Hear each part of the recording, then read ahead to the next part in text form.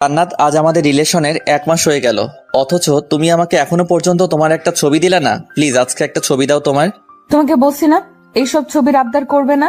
যদি দেখার শখ থাকে তাহলে আমাদের বাড়িতে এসে দেখে যাও। এটা কেমন কথা তুমি বলো? এখন কি আমি যেতে পারবো? তুমি বোঝার চেষ্টা করো না কেন? একটা ছবি দিলে কি হবে? তোমাকে বলছি না, যদি দেখতে চাও তাহলে আমার বাড়িতে আসো। আমার এসব জোরে জোরে ভালো লাগে না। তোমার বাড়িতে কিভাবে যাব? আমি কিছু জানি না। আচ্ছা, তোমার জানতে হবে না। দেখি, যেদিন যেতে পারবো সেদিনই তোমাকে দেখবো।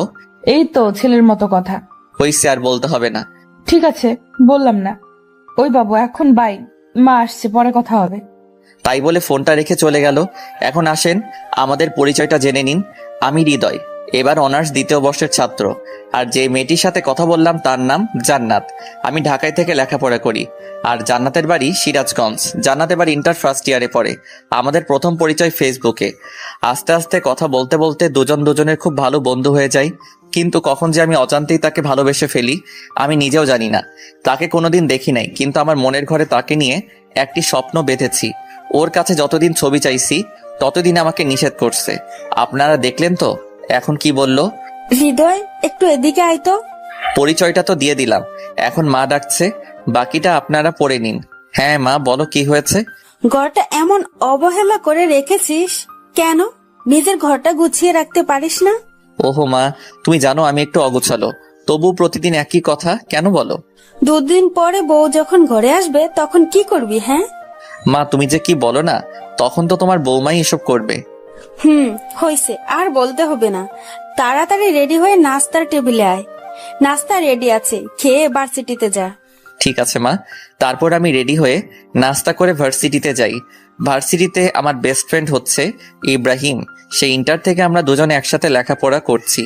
দুজন দুজনের বেস্ট ফ্রেন্ড, কখনো আমাদের মধ্যে ঝগড়া হয় না।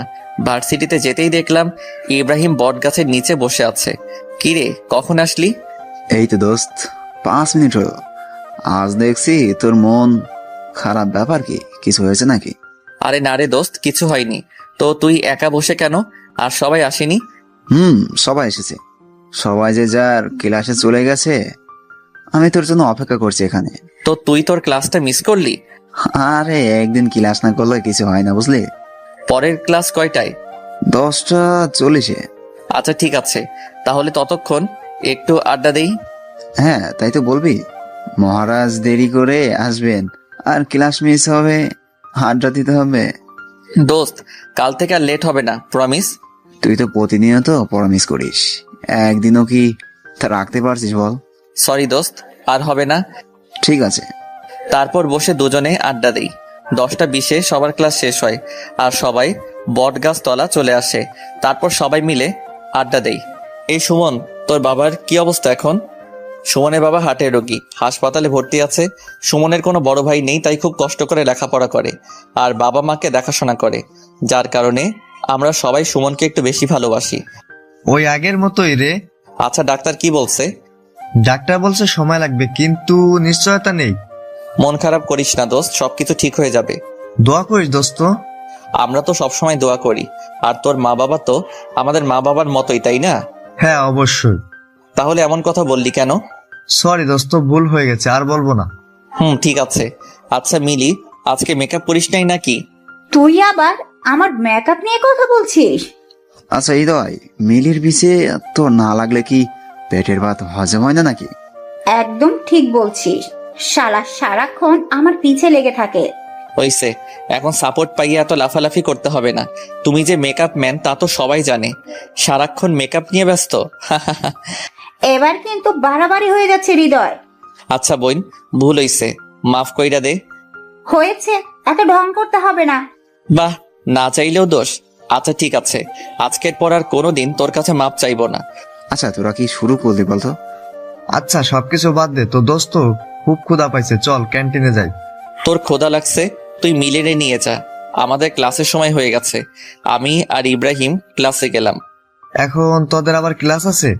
ক্লাস না থাকলে আমি যাই। সবই বুঝি, না খাওয়ানোর ধান্দা শুধু। ওই কি বললি তুই? তোদের আমি খাওয়াই না? প্রতিদিন যে ক্যান্টিনে বসে এটা ওটা খাস, কি খাওয়াই? হ্যাঁ চল তো হৃদয়। আচ্ছা ঠিক আছে, তোরা ক্যান্টিনে গিয়ে বস, আমরা ক্লাস করে আসছি, তারপর একসাথে খাওয়া দাওয়া করব। আর তোদের যদি দেরি না পছন্দ হয় তাহলে খেয়ে নিতে পারিস, আমি এসে বিল দেব, সমস্যা নাই। সত্যি দিবি তো? হ্যাঁ দেব, এখন যা তোরা। তাই বলে ওদেরকে রেখে আমি আর ইব্রাহিম ক্লাসে চলে গেলাম। ক্লাসে ঢুকতে দেখি নতুন একটা স্যার জয়েন করছে, আজকে তার ক্লাস। স্যারের আজ আমাদের প্রথম ক্লাস, তাই আজকে পরিচয় পর্বের মধ্য দিয়ে ক্লাস শেষ করে বেরিয়ে ক্যান্টিনে চলে যাই। ক্যান্টিনে গিয়ে দেখি হারামিগুলো বসে আছে। কি রে, তোরা কিছু খাসনি? তোদের স্যার আমরা কখনো কিছু খাইছি? আরে বোকা, খাইলে কি হতো? কিছু হয়তো না, কিন্তু তোদের ছাড়া আমরা খাবো না, তাই খাইনি। আচ্ছা খাসনি, ভালো করছস। তো এখন কি খাবি বল? এখন বেশি কিছু খাবো না, হালকা নাস্তা করলে হবে। আচ্ছা তাহলে সিঙ্গারা আনি, তোরা বস। তাই বলে আমি সিঙ্গারা আনতে গেলাম, সাথে কোল্ড ড্রিঙ্ক নিলাম। তারপর সবাই নাস্তা করে কিছুক্ষণ আড্ডা দিয়ে বাসায় ফিরলাম। বাসায় এসে লাঞ্চ করে বিকালে একটা ঘুম দিলাম। সন্ধ্যায় ঘুম থেকে উঠে দেখি মোবাইলে 29টা মিসড কল। চেক করে দেখি জান্নাতের কল ছিল। আজ আমি শেষ, কি মরণে ঘুমাচ্ছিলাম, ফোনটা বাজছিল বুঝতে পারিনি। জান্নাত তো আজকে আমাকে মেরে ফেলবে। তাড়াতাড়ি করে জান্নাতকে একটা ফোন করলাম। হ্যালো জান্নাত। সরি, কে আপনি? আর কাকে ফোন করেছেন? আমি সরি, আসলে ভার্সিটি থেকে এসে লাঞ্চ করে একটু ঘুমিয়ে পড়ছিলাম, তাই বুঝতে পারিনি কখন ফোন করছিলা। সরি। তো ঘুম থেকে উঠছেন কেন? যান ঘুমান। সরি তো জান। তোমার এই সরি আমার আর ভালো লাগে না। আচ্ছা ঘুমিয়ে পড়েছিলাম তো কি করব? কিছু করতে হবে না, চুপচাপ বসে থাকো, বাই। তাই বলে ফোনটা কেটে দিল। আল্লাহ গো, মেয়েটা কত রাগ করে। আল্লাহ তুই মেয়েটাকে একটু হেদায়েত দান করো। কথায় কথায় রাগ করে। ফোনটা কেটে যাওয়ার সাথে আবার ফোন করলাম। কি ব্যাপার, আবার ফোন করছো কেন? আমার জান পাখিটা প্লিজ কথা বলো। তোমার সাথে আবার কিসের কথা? কথার কি শেষ আছে? হ্যাঁ, কথা শেষ আছে। তোমার সাথে আমার আর কোনো কথা নাই। প্লিজ জান, এমনটা করো না, প্লিজ কথা বলো। আচ্ছা ঠিক আছে, বলো কি বলবে। I love you. এটা ছাড়া আর কোনো কথা আছে? আছে তো। তো সেই কথা বলো। আমার না খুব ইচ্ছা করছে তোমার কাছে ছুটে যেতে। তো আসো না কেন? কি করব বলো? সিরাজগঞ্জ তো আমার কোনো রিলেটিভ নেই যে তার পাশেই যাব। রিলেটিভ না থাকলে কি আসা যায় না? যাওয়া যায় তো, কিন্তু আমি তো কিছুই চিনি না, কোথায় যেতে কোথায় চলে যাব। তুমি কোন দুনিয়ার মানুষ? কেন? তুমি ডিজিটাল যুগে এসে হারিয়ে যাওয়ার ভয় করছো? আমি আমার ভয় করি না। যদি তুমি কোনো কারণে হারিয়ে যাও সেদিন আমার মরণ ছাড়া কিছু হবে না। হইছে, এখন আর ইমোশনাল হতে হবে না। তারপর জান্নাতের সাথে অনেকক্ষণ কথা বলে ফোনটা রেখে একটু ছাদে যাই। আমাদের ছাদে একটি দোলনা আছে, তো ছাদে গিয়ে দোলনায় বসে দোল খাচ্ছিলাম। এমন সময় সুমনের ফোন আসলো। হ্যালো হৃদয়, তুই কোথায়? কিরে, কি হয়েছে? এভাবে কথা বলছিস কেন? বাবা কেমন জানি করছে, তুই একটু তাড়াতাড়ি হাসপাতালে আসবি। আচ্ছা আমি আসতেছি, দাঁড়া। তাই বলে ফোনটা রেখে বাসা থেকে বেরিয়ে ইব্রাহিমের বাসায় গেলাম। ইব্রাহিমকে সাথে নিয়ে হাসপাতালে চলে গেলাম। হাসপাতালে গিয়ে দেখি সুমন একটা বেঞ্চের উপর বসে আছে। আমি সুমনকে বললাম, কি হয়েছে সুমন? বাবার আবার হার্ট অ্যাটাক হয়েছে। কি বলিস? এখন আঙ্কেল কই? ডাক্তার অপারেশন করছে। আচ্ছা তুই কোনো চিন্তা করিস না, সবকিছু ঠিক হয়ে যাবে। তোরা তো জানিস আমি বাবার জন্য কত কিছু করছি, বাবার এমন হলে আমি আর মা থাকবো কিভাবে? আরে কিছু হবে না আঙ্কেলের। আমি সুমনকে সান্ত্বনা দিতে লাগলাম। সান্ত্বনা দিতে দিতে দেখি ডাক্তার অপারেশন শেষে বাহিরে আসলো। আমরা ডাক্তারের কাছে গিয়ে বললাম, কি অবস্থা ডাক্তার? অবস্থা খুব একটা ভালো না, রোগী চাইছে না বাঁচতে। এখন আমরা কি করব বলেন? মানে কি বলছেন আপনি? উনি হার্টের পেশেন্ট, কিন্তু সেদিকে তিনি কোনো চিন্তাই করেন না, সারাক্ষণ নিজের প্রতি অবহেলা করে। এখন আমরা কি করব? আচ্ছা ডাক্তার, এখন কোনো উপায় নেই কি? হ্যাঁ আছে, অনেক মেন্টালি সাপোর্ট দিতে হবে। আচ্ছা ঠিক আছে ডাক্তার, আমরা যথেষ্ট চেষ্টা করব। ঠিক আছে। তারপর ডাক্তার চলে যায়। আমরা সুমনের বাবার কাছে যাই। সুমনের বাবার কাছে গিয়ে বলি, আঙ্কেল এখন কি অবস্থা? এই তো বাবা, জীবন্ত লাশ হয়ে শুয়ে আছি। এমন কথা বলছিস কেন? কি বলবো বাবা, আর কতদিন এভাবে থাকবো? অনেক দিন তো হয়ে গেল। হ্যাঁ অনেক দিন হয়ে গেল। আপনি জানেন আপনি অসুস্থ হওয়ার পর থেকে সুমন আর আন্টি কত কষ্ট করছে। যেখানে সুমনের পড়াশোনায় মনোযোগী হওয়ার কথা, সেখানে পড়াশোনার পাশাপাশি আপনার চিকিৎসা খরচ জোগাতে হয়, পরিবার চালাতে হয়। এই বয়সে সুমনকে কত কষ্ট করতে হচ্ছে বলেন। আর আপনি যদি নিজেকে এভাবে গুটিয়ে নেন তাহলে কিভাবে হবে? আপনার ছেলের দিকেও তো দেখতে হবে নাকি? আপনার ছেলের দুঃখটা কি একটু বোঝার চেষ্টা করবেন না? একটু সুস্থ হয়ে ওঠেন, সবাইকে ভালো রাখতে হবে তো। ঠিক বলছো বাবা, আমি একটা অপদার্থ বাবা। যেখানে বাবাকে সব দায়িত্ব পালন করতে হবে সেখানে আমার ছেলে আমার দায়িত্ব পালন করছে। তাহলে বুঝেন, এখন আপনাকে যত তাড়াতাড়ি সম্ভব সুস্থ হয়ে উঠতে হবে। আর কোনো চিন্তা করবেন না, আমরা আছি তো। সবসময় হাসি খুশি থাকার চেষ্টা করবেন। ঠিক আছে বাবা, তোমাদের অনেক কষ্ট দিলাম। আমাদের কোনো কষ্ট নেই, তুমি তাড়াতাড়ি সুস্থ হয়ে উঠো। আমাকে সুস্থ হতেই হবে। এই তো আঙ্কেল, এখন বুঝতে পেরেছেন। তারপর কিছুক্ষণ আঙ্কেলের সাথে কথা বলার পর সুমনকে বুঝিয়ে রেখে আমি আর ইব্রাহিম চলে আসি। বাসায় এসে ঘুমিয়ে পড়ি। পরের দিন ঘুম থেকে উঠে ফ্রেশ হয়ে নাস্তা করে একটু আড্ডা দিতে বেরিয়ে পড়ি। আজ ভার্সিটিতে ক্লাস নেই, তাই ভার্সিটিতে যাওয়া হলো না। আমাদের একটা আড্ডাখানা আছে, সেখানে যেদিন ভার্সিটি সবাই আড্ডা দেই, আজকেও তার বিকল্প নেই। সবাই এসে পড়েছে, সবাই বসে আড্ডা দিচ্ছি। হঠাৎ এমন সময় ইব্রাহিমের ফোনে একটা কল আসে। ইব্রাহিম, তোমার ছোট চাচার বিয়ে ঠিক হয়েছে। আগামীকাল আমাদেরকে গ্রামের বাড়ি যেতে হবে। কি বলছো বাবা, সত্যি? হ্যাঁ সত্যি। আমার অনেক মজা হচ্ছে। দাঁড়াও বাবা, আমি তাড়াতাড়ি বাসায় আসছি। আচ্ছা ঠিক আছে। ইব্রাহিম ফোনটা রাখা মাত্রই আমি ইব্রাহিমকে বললাম, কি রে, কি হয়েছে, এত খুশি কেন? আর বলিস না, আমার ছোট চাচার বিয়ে ঠিক হয়ে গেছে। কাল সকাল সকাল আমাদের গ্রামের বাড়ি যেতে হবে। গ্রামের বাড়ি? তোর আবার গ্রামের বাড়ি আছে নাকি? হ্যাঁ রে, তোকে এর আগে বলা হয়নি, কারণ আমি ছোটবেলা থেকেই ঢাকায় বড় হয়েছি। গ্রামে দু একবার গিয়েছিলাম। তোদের গ্রামের বাড়ি কই? সিরাজগঞ্জ। কি শালা, তোর বাড়ি সিরাজগঞ্জ? আমাকে বলবি না? কেন রে, কি হয়েছে? শালা, আমার সিরাজগঞ্জ একটা কাজ আছে। আমার কোনো রিলেটিভ থাকে না, তাই যাইতে পারতেছি না। আর তোর গ্রামের বাড়ি ওখানে, আমাকে আগে বলবি না? সিরাজগঞ্জ তোর আবার কি কাজ আছে?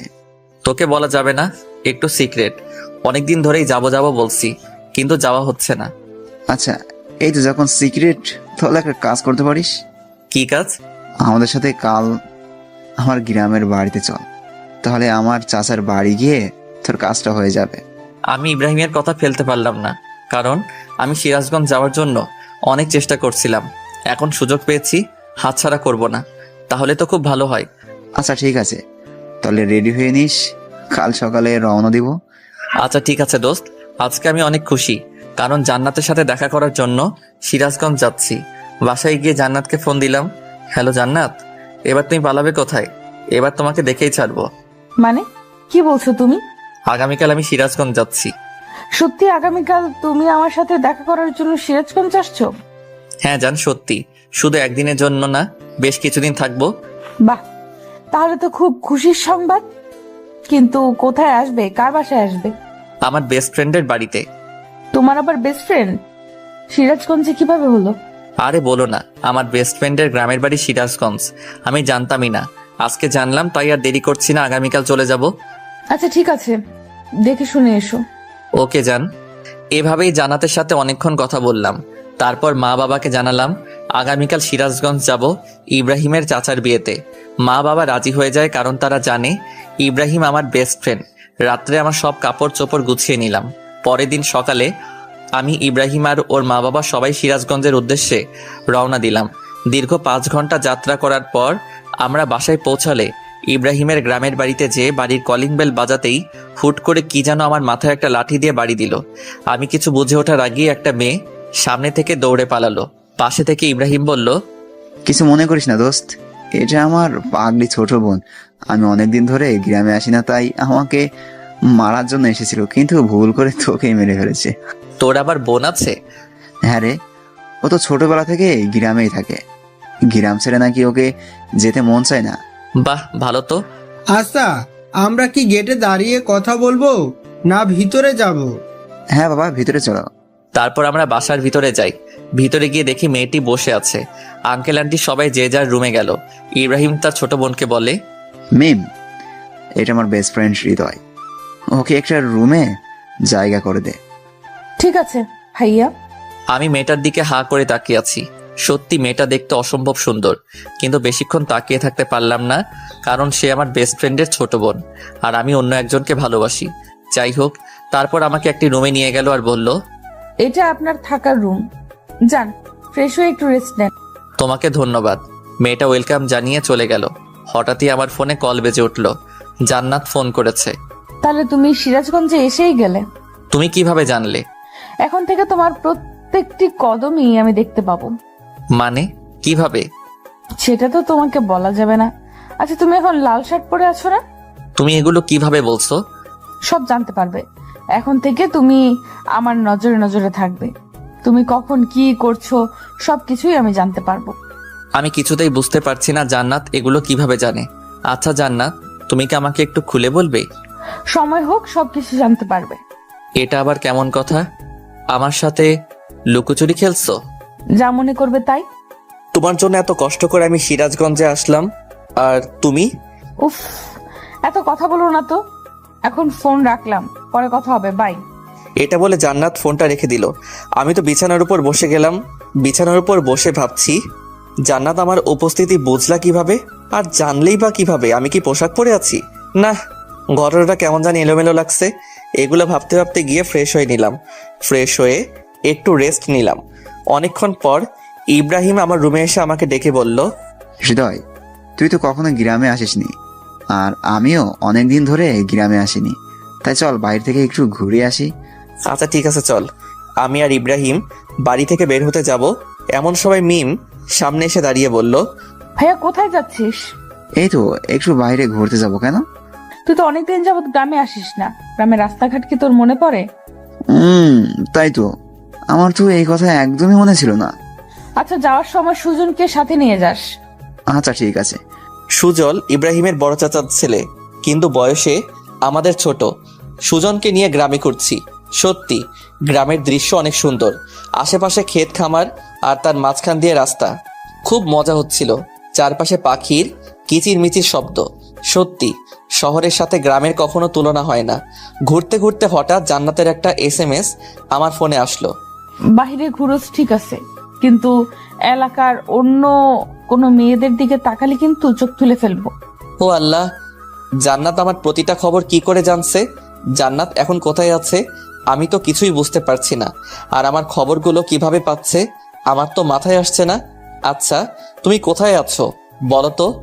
ঠিক সময় আসুক, সবকিছু জানতে পারবেন। তোমার জন্য এত কষ্ট করে আমি আসলাম, আর আমার সাথে দেখাই করছো না। কিচ্ছু করার নাই, অপেক্ষা করো, সবুরে মেওয়া ফলে। কি আর করার, কোনো উপায় নেই জান্নাতকে দেখার। গ্রামটা ঘুরে দেখা শেষে বাসায় ফিরি। বাসায় ফিরে রুমে রেস্ট নিচ্ছি। এমন সময় দেখলাম মিম বারবার আমার রুমের সামনে দিয়ে ঘুরপাক খাচ্ছে। আমি বুঝলাম না ব্যাপারটা কি। মেয়েটা আমার রুমের সামনে দিয়ে এমন ঘোরাঘুরি করছে কেন? একটু পর ডিনারের জন্য ইব্রাহিম এসে ডেকে গেল। তারপর ডিনার শেষে রুমে এসে শুয়ে আছি। একটু পর আমার ফোনে মেসেজ আসলো। কি ব্যাপার, সারাদিন রুমের মধ্যে শুয়ে বসে থাকো, খারাপ লাগছে না? তুমি কোথায় আছো এখন? আর তুমি কিভাবে বুঝলে আমি রুমের মধ্যে বসে আছি? তোমাকে বলছি না, তোমার প্রত্যেকটা কদম এখন থেকে আমি দেখতে পাবো। তাহলে আমার সামনে আসছো না কেন? সঠিক সময় আসুক, ঠিকই সামনে যাব।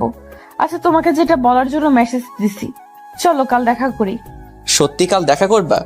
হ্যাঁ, দেখা করব। কাল স্কুলের মাঠে চলে এসো, দেখা হবে। কিন্তু আমি তো স্কুলের মাঠটা চিনি না, কিভাবে যাব? তুমি বাসা থেকে বাইরের ডান দিকে একটা রাস্তা আছে, সেই রাস্তা দিয়ে সোজা চলে আসবে। তারপর সামনে একটা মোড় দেখতে পাবে। সেখান থেকে উত্তর দিকে একটু সামনে গেলেই স্কুলের মাঠ পড়বে, আর সেখানে আমরা দেখা করব। আচ্ছা ঠিক আছে যান। সত্যি আজ আমি অনেক খুশি। কাল জান্নাতের সাথে দেখা হবে এটা ভাবতেই আমি খুশিতে আত্মহারা হয়ে যাচ্ছি। কাল প্রথম জান্নাতের সাথে আমার দেখা হবে। আমি খুবই এক্সাইটেড হয়ে আছি। জান্নাতের কথা ভাবতে ভাবতে কখন ঘুমিয়ে গেছি বুঝতে পারছি না। পরের দিন সকালে ঘুম থেকে উঠে নাস্তা করে স্কুলের মাঠে চলে যাই, কিন্তু কোথাও জান্নাতকে দেখতে পারছি না। হঠাৎ সামনে থেকে 4-5টা মেয়ে আসলো। কি ব্যাপার, এখানে দাঁড়িয়ে কি করেন? দেখলাম মেয়েগুলোর মধ্যে মিম মেয়েটির আছে। কি বলবো বুঝতে পারছিলাম না। কি হলো, কিছু বললেন না কেন? কি বলবো, একজনের সাথে দেখা করার জন্য আসছি, কিন্তু তাকে খুঁজে পাচ্ছি না। কার সাথে দেখা করতে আসছেন ভাইয়া? জান্নাতের সাথে দেখা করতে আসছি। ও, তাহলে আপনি সেই হৃদয়? হ্যাঁ, কিন্তু আপনারা কারা? আমি জান্নাতের ফ্রেন্ড। ও আচ্ছা, কিন্তু আপনাদের ফ্রেন্ড কোথায়? জান্নাত তো আসেনি। কেন? জান্নাতের তো আজকে আমার সাথে দেখা করার কথা ছিল। সরি, আচ্ছা জান্নাত আপনার সাথে দেখা করবে না। আপনি কি ভেবেছেন জান্নাতের দেখা পাওয়া খুব সহজ? সহজ হবে না কেন? আমি তো তাকে ভালোবাসি। ভালোবাসেন তাতে কি, দেখা হচ্ছে না। আচ্ছা শোনেন, এখানে যখন এসেই পড়েছেন তাহলে আজকে আমাদের খাওয়াবেন। আমি আপনাদের কেন খাওয়াবো? বারে দেখতে হবে না আপনি কিপটা নাকি? আমি কিপটা নই। সেটা তো দেখতেই পাচ্ছি। যদি কিপটা না হতেন তাহলে আমরা জান্নাতের ফ্রেন্ড জানার পর আমাদের খাওয়াতে না করতেন না। আমি কিভাবে বুঝবো যে সত্যি আপনারা জান্নাতের ফ্রেন্ড? আপনি কি আমাদের চিটার ভাবছেন? হইতেও পারেন, কিভাবে বুঝবো? আচ্ছা ঠিক আছে, আমরা চিটার। জান্নাতের সাথে দেখা হওয়ার কথা ভুলে যান। কেন জান্নাতের সাথে দেখা হওয়ার কথা ভুলে যাব কেন? জান্নাত আপনার সাথে দেখা করবে না, আপনি আমাদের চিটার বললেন। আচ্ছা আমার ভুল হয়েছে, সরি। প্লিজ জান্নাতের সাথে দেখা হওয়ার ব্যবস্থা করে দিন। আপনি তো আমাদের খাওয়াতেই চাইলেন না, তাহলে দেখা করানোর কথা ভাববো কিভাবে? হঠাৎ এমন সময় ফোনে মেসেজ আসলো। ও চুপচাপ আমার ফ্রেন্ডরা যা বলে তাই শোনো। ওরা যা খেতে চায় তাই খাওয়াবেন, না হলে কিন্তু তোমার সাথে দেখা করব না। কিন্তু তুমি কোথায় আছো? আর আজ তো আমার সাথে দেখা করার কথা ছিল। দেখা করার কথা ভুলে যাও। যদি আমার ফ্রেন্ডসরা খুশি হয় তোমার প্রতি তাহলে আমি দেখা করব। কি আর বলবো, বলির পাঠা।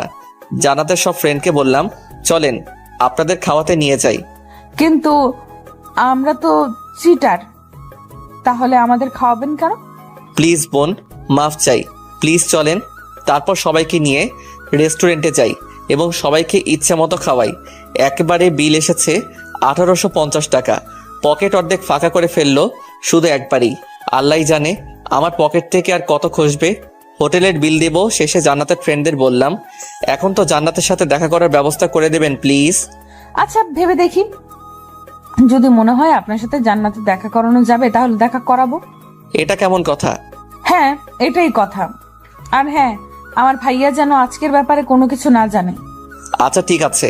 একে তো পকেট থেকে এতগুলো টাকা খসালো, আবার জান্নাতের সাথে দেখা করার ব্যবস্থাও করে দিল না। কেমনটা লাগে আপনারাই বলেন তো। দুঃখ ভরা মন নিয়ে বাসায় ফিরলাম। বাসায় ফিরে ফ্রেশ হয়ে ছাদে যাই। ছাদে গিয়ে বসে আছি, কিছু ভালো লাগছে না। বারে বারে জান্নাতের কথা মনে পড়ছে। জান্নাতের সাথে খুব দেখা করতে ইচ্ছে করছে কিন্তু পারছি না।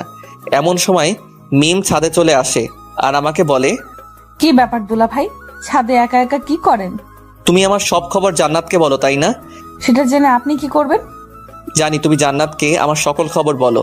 তুমি ছাড়া বলার মতো এই বাসায় আর কেউ নেই। হ্যাঁ আমি বললি তো কি হয়েছে। মিম প্লিজ জান্নাতের সাথে একবার দেখা করার ব্যবস্থা করে দাও না। সরি আমি পারবো না। এটা বলে মিম আমাকে ভেঙচি কেটে নিচে চলে যায়। কি বলবো কিছু বুঝি না। সবাই আমার সাথে প্রতারণা শুরু করে দিয়েছে।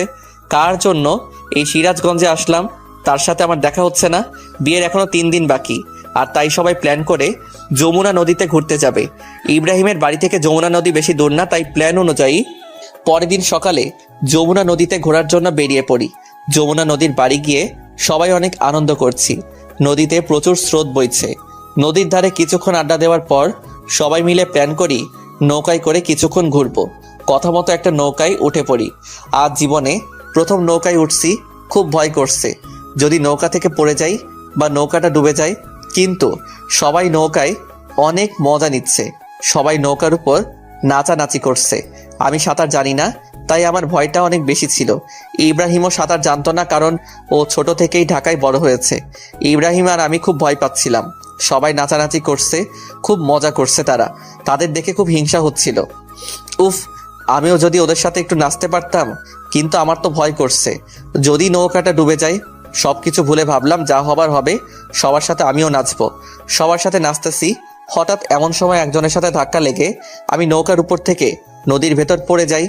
আমি সাঁতার জানি না, পানির মধ্যে সাহায্যের জন্য চিৎকার করছি, কিন্তু স্রোতে আমি নিজেকে কন্ট্রোল করতে পারলাম না। পানির স্রোতের মধ্যে আমি হারিয়ে যেতে লাগলাম। এমন সময় মিম নদীতে লাফ দিয়ে আমাকে খুঁজতে লাগে, কিন্তু কিছুতেই খুঁজে পাচ্ছিল না। অনেকক্ষণ খোঁজাখুঁজির পরে আমার দেহটা খুঁজে পায়। তারপর আমার দেহটি নৌকার উপর উঠিয়ে তাড়াতাড়ি করে নদীর পাড়ে নিয়ে যাওয়া হয়।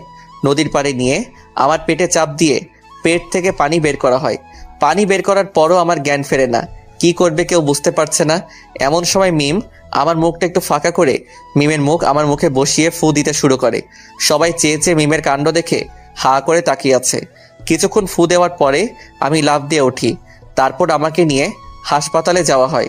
ডাক্তার আমার চিকিৎসা করে আর বলে, রোগীর ঠিকমতো যত্ন নিতে হবে, না হলে ভবিষ্যতে কোনো বড় সমস্যা হতে পারে। ঠিক আছে ডাক্তার, আমরা ওর ঠিকভাবে যত্ন নেব। তারপর আমাকে হাসপাতাল থেকে বাসায় নিয়ে আসা হয়। বাসায় নিয়ে আসার পর আমার যত্ন নেওয়া হবে খুব ভালোভাবে। বিশেষ করে মিম আমার খুব যত্ন নেয়। জান্নাত আমার কাছে ফোন করে খুব কান্না করত আমার এমন অবস্থা দেখে। আমি পাগলিটাকে সান্ত্বনা দেওয়া ছাড়া কিছুই করতে পারতাম না। মিম আমার কাছে এসে বারে বারে মাপ চাইতো আর বলতো, সত্যি আমি জানতাম না আপনি সাঁতার জানেন না। আমি তো মজা করে আপনাকে ধাক্কা দিছিলাম, কিন্তু আপনার এমন অবস্থা হবে আমি বুঝতে পারিনি। আমাকে মাফ করে দিবেন প্লিজ। আরে বোকা, সমস্যা নাই, তুমি তো না বুঝেও করেছো। তুমি যদি জানতা আমি সাঁতার জানি না তাহলে তো আর করতে না। এসব চিন্তা বাদ দাও, আজ তোমার জন্য আমি বেঁচে আছি। তুমি আমায় আবার দ্বিতীয়বারের মতো জীবন বাঁচালে, তোমার কাছে আমি ঋণী। আমার জন্য এত কিছু হলো, আর আপনি অনেক বড় মনের একজন মানুষ। আর তোমার জন্যই তো আমি নতুন জীবন পেয়েছি। তোমাকে ভুল বুঝবো কিসের জন্য? এখন থেকে আমি আপনার বেশি করে যত্ন নেব। থাকবো না, এত বেশি যত্ন নিতে হবে না। তোমার ফ্রেন্ড জানতে পারলে আবার আমার উপর রাগ করবে। জান্নাত আপনাকে কিছু বলবে না? কেন কিছু বলবে না কেন? কারণ আমি সবার মতো না। জান্নাত আমাকে খুব ভালোভাবে চেনে। তোমাদের ফ্রেন্ডশিপ তোমরাই ভালো বোঝো, কিন্তু আমার উপর রাগ করলে কিন্তু আমি দায়ী নই। তোমাকে রাগ ভাঙিয়ে দিতে হবে। আচ্ছা ঠিক আছে, আমি রাগ ভাঙিয়ে দিব। এখন হ্যাপি? আচ্ছা এখন একটু রেস্ট নেন, আপনার সাথে পরে কথা বলি। এরপর থেকে মেয়েটি আমার খুব যত্ন নেওয়া শুরু করে। আজ ইব্রাহিমের চাচার গায়ে হলুদ। আমিও প্রায় সুস্থ হয়ে গেছি, শুধুমাত্র মিমের যত্ন নেওয়ার জন্য। গায়ে হলুদের অর্ধেক দায়িত্ব আমার ও ইব্রাহিমের উপর। আমাকে আর ইব্রাহিমকে বিয়ের দায়িত্ব পালন করতে হচ্ছে। গায়ে হলুদের প্যান্ডেল সাজানো, বাড়িতে সুন্দরভাবে ডেকোরেশন করা, লোকজনের খাওয়া দাওয়ার ব্যবস্থা করা, সবকিছুই ছিল আমার ও ইব্রাহিমের উপর দায়িত্ব। গায়ে হলুদের জন্য প্যান্ডেল সাজাচ্ছি আর বাড়িতে ডেকোরেশন দিয়ে সাজাচ্ছি। বিকেলবেলা গায়ে হলুদের অনুষ্ঠানে মেয়ে পক্ষরা চলে আসে। হলুদ মাখাতে অনেক মেয়ে আছে, তার মধ্যে একটি মেয়ে দেখতে অনেক সুন্দর ছিল।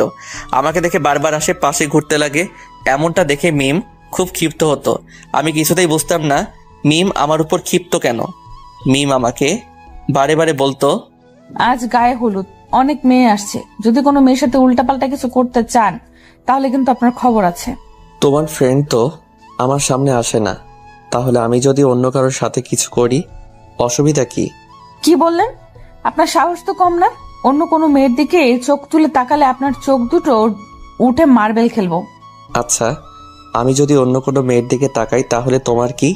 ইয়ে একদম বেশি বেশি করার চেষ্টা করবেন না। আমি কিন্তু জান্নাতকে সবকিছু বলে দিব। শুধু একবার বলে দেখো, তোমার অবস্থা খারাপ করে দিব। কি করবেন শুনি? আমি কি করব আমি নিজেও জানি না। প্লিজ বোন, জান্নাতকে কিছু বলো না। আমি তো জান্নাতকে বলে দিব, দেখি আপনি কি করেন। প্লিজ, আমি তোমার কাছে হাত জোড় করছি, প্লিজ জান্নাতকে কিছু বলবে না। আচ্ছা ঠিক আছে। দেখতে দেখতে গায়ে হলুদ শেষ হলো। রাত্রে জান্নাতের সাথে ফোনে কথা বলছি। তুমি গায়ে হলুদের সময় মেয়েদের দিকে তাকিয়েছিলে কেন? কোন মেয়ের দিকে তাকাইলাম? আর তোমাকে কে বললো এটা? যে বলার সে বলছে। তুমি বলো, অন্য মেয়েদের দিকে তাকাইছো কেন? সত্যি আমি তাকাইনি, ওই মেয়েটা আমার দিকে তাকিয়েছিল। না, তুমি ওই মেয়ের দিকে তাকিয়েছিলে, আমি জানি। সব ছেড়ে একই রকম। ওই জান্নাত, সত্যি আমি অন্য কোনো মেয়ের দিকে তাকাইনি। আমি শুধু তোমাকেই ভালোবাসি। তোমাকে ছাড়া অন্য কোনো মেয়ের কথা ভাবতেও পারি না। তুমি সব মিথ্যা কথা বলছো, আমি জানি সবকিছু। আর তাই আজকের পর থেকে তুমি আর আমার সাথে কোনো কথা বলবে না। কথা বলতে বলতে ভালো লাগছিল না, তাই ছাদে যাওয়ার জন্য রুম থেকে বেরিয়ে হাঁটতে থাকি। সিঁড়ির সামনে মিমের রুম। ফোনে কথা বলতে বলতে চলে যাচ্ছি, এমন সময় খেয়াল করলাম আমার ফোনে যে ভয়েস যা আসছে তা মিমের রুম থেকেও আসছে। আমি বুঝতে পারছিলাম না। তারপর সবকিছু ভালোভাবে দেখে বুঝলাম যে মিমি আমার সেই জান্নাত। তাই তো বলি যে মিমের কণ্ঠটা ও আচরণ এমন চেনা লাগছে কেন? আমার কথা বুঝতে পারছো? আজকের পর তুমি আমাকে একদম ফোন দিবা না। আজ থেকে তোমার সাথে আমার ব্রেকআপ। আচ্ছা ঠিক আছে, আমার সাথে কথা বলতে হবে না, আমিও তোমার সাথে কথা বলবো না। যাও, তুমি তোমার মতো থাকো। এটা বলে ফোনটা রেখে দেই। এরপর আমি আমার রুমে চলে যাই। একটু পর মেয়েরা আমার রুমে দৌড়ে আসে, আমাকে বলতে লাগলো, ওই আপনি আমার ফ্রেন্ডকে কি বলেন? হ্যাঁ, জান্নাত কান্না করছে কেন? ওর সাথে কথা বলবো না তাই। এই আপনার ভালোবাসা? ছি, যার জন্য আপনি ঢাকা থেকে সিরাজগঞ্জ আসলেন তার সাথে কথা বলা বন্ধ করছেন, আপনার কখনো ভালো হবে না। মিম এইসব কথা বলে যাচ্ছিল, এমন সময় আমি মিমকে জড়িয়ে ধরি। এই কি করছেন আপনি? আপনি আমাকে জড়িয়ে ধরেছেন কেন? তাই তো, আমি তোমাকে জড়িয়ে ধরেছি কেন? আচ্ছা 1 মিনিট দাঁড়াও, আমি জান্নাতকে ফোন করে একটু বলে নেই যে আমি তোমাকে কেন জড়িয়ে ধরেছি। এটা জান্নাতকে বলার কি আছে? তুমি এমন তোতলাচ্ছ কেন? কই তোতলাচ্ছি না তো, এমনিতেই। আচ্ছা তাহলে আমি জান্নাতকে একটা ফোন দেই। জান্নাতকে কেন ফোন দিবেন? কারণ তুমি আমার জান্নাত, তাই। আমি আপনার জান্নাতে যাব কেন? ও আচ্ছা, তাই না? হ্যাঁ তাই তো, আমি তো মিম, আপনার ফ্রেন্ডের ছোট বোন। আচ্ছা এখনই প্রমাণ হয়ে যাবে। 1 মিনিট ওয়েট, আমি জানতে একটা ফোন দেই। এটা বলে জান্নাতের নাম্বারে ফোন দিলাম আর মিমের ফোনটা বেজে উঠলো। আপনার মোবাইল বাজছে কেন? মোবাইলটা একটু দেখি। কে ফোন করেছে আপনাকে দেখি? না মানে কেউ ফোন করেনি, আপনাকে দেখতে হবে না। আমি তো দেখেই ছাড়বো, মোবাইলটা দাও বলছি। না, আমি কিছুতেই মোবাইল দেব না, এটা আমার পার্সোনাল ফোন, আপনাকে কেন দিব? আমি কিছু জানি না, আমি নেব। মিমের সাথে জোরাজোরি করতে করতে আমি বিছানার উপর পড়ে যাই আর মিম আমার বুকের উপর পড়ে যায়। দুজন দুজনের খুব কাছে চলে এসেছি, দুজনের নিঃশ্বাস অনুভব করতে পারছি। আমার কাছে কেন তুই পরিচয় গোপন করলে বলো? তোমাকে পরীক্ষা করতে চেয়েছিলাম। তো তোমার পরীক্ষা কি শেষ হয়নি? হয়েছে। তাহলে এখন স্বীকার করলে তো তুমি আমার জান্নাত? এখন আর স্বীকার না করে উপায় আছে? তাহলে এখন ছোট্ট করে একটা মিষ্টি দাও। কেন মিষ্টি দেবো কেন? বারে, আমার সাথে এতদিন অভিনয় করলে, আমাকে এত কষ্ট দিলে, তার বিনিময়ে এখন আমাকে মিষ্টি দিবে না? না, দেব না। তুমি ভাবতেও পারোনি কিভাবে ধরা পড়ে যাবে, তাই না? আচ্ছা তুমি কিভাবে বুঝলে যে আমি জান্নাত? ওইটা সিক্রেট, বলা যাবে না। এই যে বলো বলছি। না, বলবো না। তুমি বলবে না? আচ্ছা তুমি এমন করতেছো কেন? আমি যেভাবেই হোক জানতে পারছি, তোমাকে সেটা জানতে হবে কেন? না আমি শুনবো, তুমি বলো। আচ্ছা বলতেছি। যখন তোমার সাথে কথা বলছিলাম, তখন কথা বলতে বলতে ছাদে যাওয়ার জন্য রুম থেকে বেরিয়েছিলাম, আর তখন দেখলাম তোমার রুম থেকে সাউন্ড আসতেছে। তখনই বুঝতে পেরে গেছি। ওহো, তুমি তো তাহলে ভালো না, তোমার আড়ি পাতার অভ্যাস আছে। তোমাকে ধরার জন্যই তো আমাকে আড়ি পাততে হয়েছে। কতদিন হলো এসেছি, তুমি দেখাই দিলে না। যাও, তোমার সাথে কোনো কথা নেই। তাই বলে মুখ ঘুরিয়ে দাঁড়িয়ে আছো। আমি ওকে ঘুরিয়ে আমার সামনে নিয়ে এসে বললাম, এই পাগলি, আজ প্রথম তোমার সাথে আমার সামনাসামনি পরিচয় হলো, আর তুমি এইভাবে মন খারাপ করে দাঁড়িয়ে থাকবে? থাকবোই তো, তোমার কি? এটা শোনার পর আমি জান্নাতকে আমার বুকের মধ্যে টেনে নিলাম। এবার বলো, আর রেগে থাকবে? এইভাবে ভয় নিয়ে ধরেছেন কেন? আমাকে জড়িয়ে ধরার সাহস কি নেই নাকি? আছেই তো, দেখবে? দেখাও দেখি। তাই বলে জান্নাতকে খুব জোরে জড়িয়ে ধরি। দুজনে অন্য এক জগতে হারিয়ে গেছি। অনেকক্ষণ জড়িয়ে ধরে থাকার পর মিম আমাকে ছাড়িয়ে বলল, ওই যান, এখন যাও, আবার কেউ দেখে ফেলবে। আচ্ছা যান। তারপর মিমের রুম থেকে বেরিয়ে আমি আমার রুমে চলে আসি। রাতে ঘুম ধরছিল না, তাই মিমকে ফোন করে ছাদে আসতে বলি। আমিও ছাদে চলে যাই। আমি ছাদে দাঁড়িয়ে আছি, একটু পর মিম ছাদে আসলো। দুজনে ছাদে বসে গল্প করছি। গল্প করতে করতে অনেক রাত হয়ে গেছে। তারপর আমি মিমকে বললাম, আচ্ছা যান, এখন ঘুমাতে হবে, কালকে আবার বিয়ে, অনেক কাজ আছে। তাই তো। আচ্ছা চলো এখন যাই। তাই বলে আমরা দুজনে ছাদ থেকে নেমে রুমে চলে আসি। রুমে এসে ঘুমিয়ে পড়ি। সকালবেলা ঘুম থেকে উঠে নাস্তার টেবিলে বসে আছি। আমার সামনের চেয়ারে মিম বসা।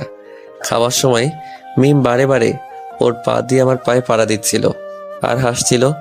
আমিও হাসছিলাম। তার পাগলামিগুলো খুব ভালো লাগে। খাওয়া দাওয়া শেষে ডেকোরেশনের কাজে লেগে পড়ি। প্রথমে পুরো বাড়িটা সুন্দরভাবে ডেকোরেশন করে সাজাই। দুপুরবেলা গোসল করে সবাই বিয়েতে যাওয়ার জন্য রেডি হই। মিম আজকে অনেক সুন্দরভাবে সেজেছে। মিমকে দেখে চোখ সরাতে পারছি না। সত্যি মিমকে দেখতে আজ অনেক সুন্দর লাগছে। আমি মিমের কাছে গিয়ে বললাম, ওই এত সুন্দর করে সেজেছে কেন? কেন, দেখতে ভালো লাগছে না? ভালো লাগছে না মানে মনে হচ্ছে আজকে বিয়েটা তোমার আর আমার। কি যে বলো না। সত্যি আজকে তোমাকে দেখতে অনেক সুন্দর লাগছে।